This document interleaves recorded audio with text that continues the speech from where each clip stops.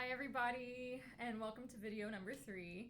Thanks so much for watching so far and participating in the group. It's been really wonderful to see the interaction and get all these great ideas. I've already been incorporating them into my practice so far. Today I thought I would make a video about how an exercise from De La Sonorité shows up in our orchestral repertoire and other repertoire. So particularly Brahms 2, and I might do a little bit of Bruckner 6, Symphony number 6. So the exercise that I'm talking about in De La Sonorité is the one on page 15. And so it's good to know that if you have this book, De La Sonorité by Marcel Moyse is not just about descending chromatic long tones. He's got a lot of great stuff after that as well, and this is one of those exercises. He calls it l'attaque et liaison des sons, which translates to attack and slurring of notes, or articulation and slurring of notes. He's got 4 exercises, and it's about essentially being able to play any note, picking it out of thin air, articulating it, slurring it, and having big, beautiful sound, or just a beautiful sound, period. The 4th exercise is the one that I'm thinking of today, and it's where you start on a middle register note. So he starts on our F, and you, in a triple feel, you ascend through the chromatic scale, always alternating by returning to your original F. So something like this.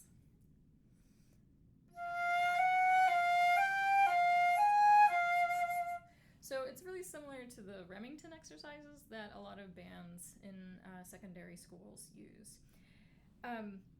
He says that this exercise is deliberately written in triplets so that the first note of each group will alternate between a high one and a low one. The student should try to produce as rounded a tone on the one as the other. So, in other words, when you're ascending, make sure that your high notes don't pop out really loud, but your lower notes are really soft.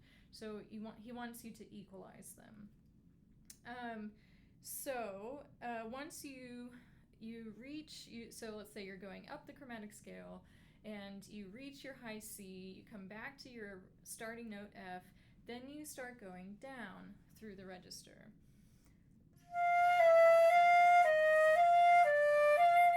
And you go as low C, and then that's the end of the exercise. So I will attempt to play the first one, which starts on F natural, and I find that it's very helpful to keep the chin as level as possible. Try and find a vowel shape that works for most of the notes, and remember, maintain a nice flexible airstream. So let's see how it goes.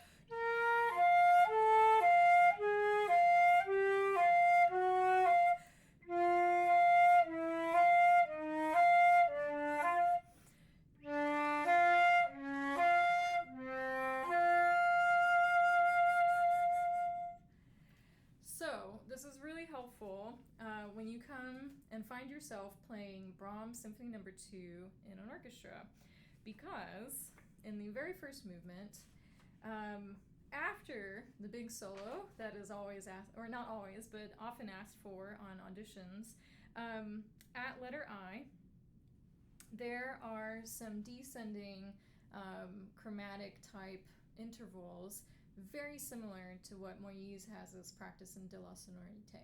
And they're so similar, I wonder if Moyse was inspired by these few excerpts to create the exercise in De La Sonorité. So after I, there's a section that starts on our high register E, And it's all slurred. It's in a triple meter, just like Moise's exercise. And it goes essentially down through, you're alternating with an E major chord with a few different notes thrown in. What is challenging about this is the dynamic. It says piano sempre, but what I think is even more challenging is that you are in octaves with the oboe. So there's a lot of flowboing going on. And so you've got to blend with them, you have to match pitch, and you have to be musical on top of it all, of course.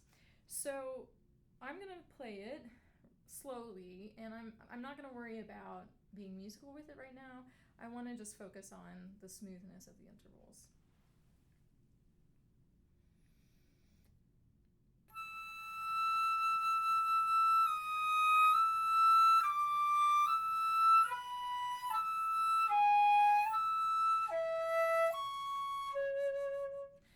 So my E to the low B below it wasn't so awesome.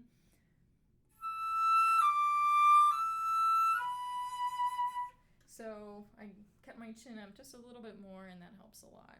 So now I'm going to acknowledge the triplet feel of it and maybe lean into beat 1 every so often.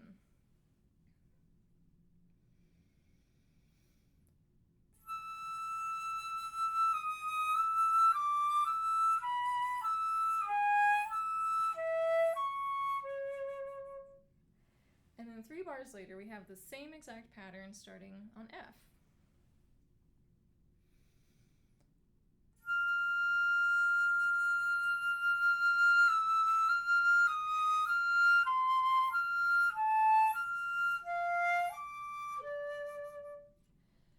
So you can see how this is really challenging, and but also an inspiration to make an exercise out of our repertoire.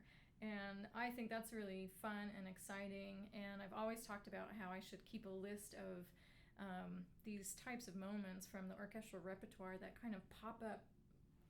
We don't know it's there necessarily when we're working on excerpts and audition training. So one of those happened to me last fall when we did Bruckner 6 in the Wichita Symphony. It's not a symphony that I had ever played before. In the first movement, though, at letter E, there is, again, just a 2-bar, very disjunct interval phrase that starts on a middle F sharp and goes up to our high G sharp immediately. It's marked piano. So very similar to the Brahms. Let's try it out.